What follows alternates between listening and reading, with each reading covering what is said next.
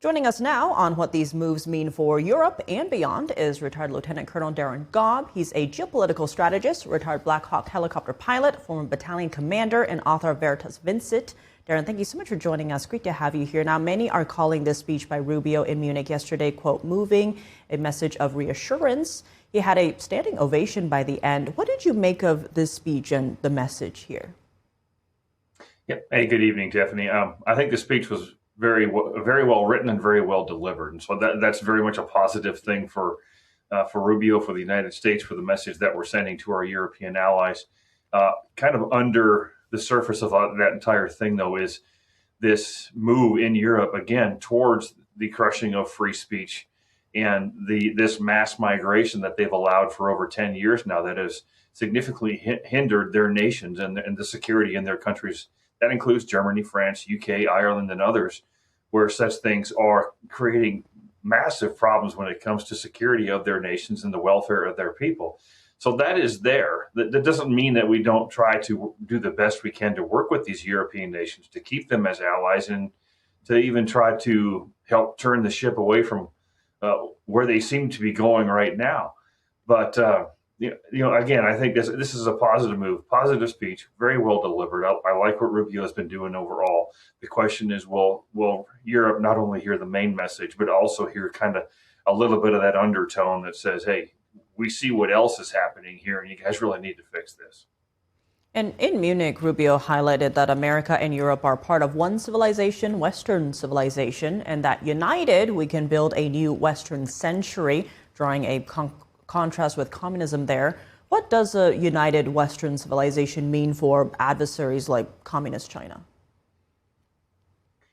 Well, first of all, what it would mean to China is that they're losing their grip on some of the things they've invested in over the years. They're specifically targeting Western nations in Europe and elsewhere to try to peel them away from us and create different coalitions of nations and peoples that would turn and make an enemy out of the United States, or at least a competitor out of the United States in a negative way.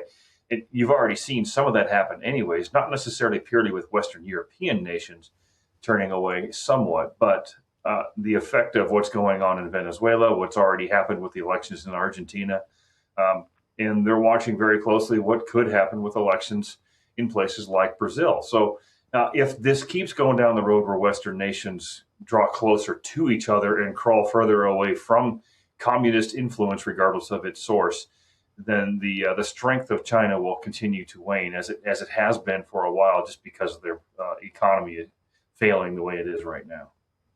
And Darin, in his speech, Rubio spoke of a strong Europe, saying in part, we want allies who can defend themselves so that no adversary will ever be tempted to test our collective strength. Now, this follows the national security strategy released just before the end of last year, which had a section on promoting European greatness. What does that look like in practice? Well, some of it in practice looks like what some of us are already seeing, which is the increase in defense spending by the nations of NATO who talk about defending themselves from an aggressive Russia. Whether you agree with that stance or not, Germany and France and some of these nations increasing their budgets for their own self-defense is absolutely essential, because we can't be the backbone of NATO by ourselves. We shouldn't have to be either.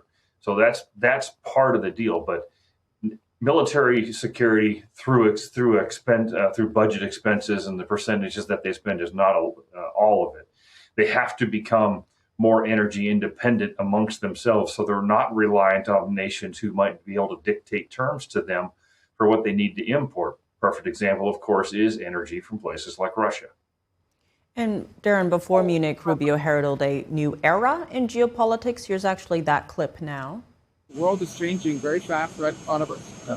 The old world is gone, frankly, the world I grew up in, and we live in a new era in geopolitics, and it's going to require all of us to sort of re-examine what that looks like and what our role is going to be.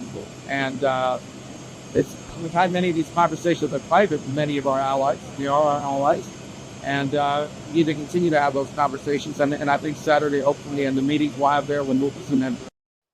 What does this new era of geopolitics look like? Yeah, that's the great question, I guess you could say, for the next 10 to 15 years. But To me, it looks like the strengthening of our relationships with Europe, their ability to defend themselves better than they have been for much of NATO's history. But it also means that we as Americans maybe need to step back from some historical biases or assumptions about which nations can be our adversaries and which ones can be our allies. There are many people, and leadership is changing out all over the world, and a lot of undercurrent that is happening that could say, these European nations could be greater allies than, unfortunately, some of our Western European nations. But there's nations like India too, where we've had historical ties that could get a lot stronger. But the one to focus on really a lot is in the Middle East, and look at what the Abraham Accords could do if reinvigorated and it grows. You could see a Middle East and a Central Asia that becomes less warlike and more focused on improving the lives and standards of living for the people that live there, to include the Gaza Strip if they actually try to fix that rather than use it as a wedge issue against Israel. Well, Darin Gaub, as always, thank you so much for joining us. Thanks, Tim.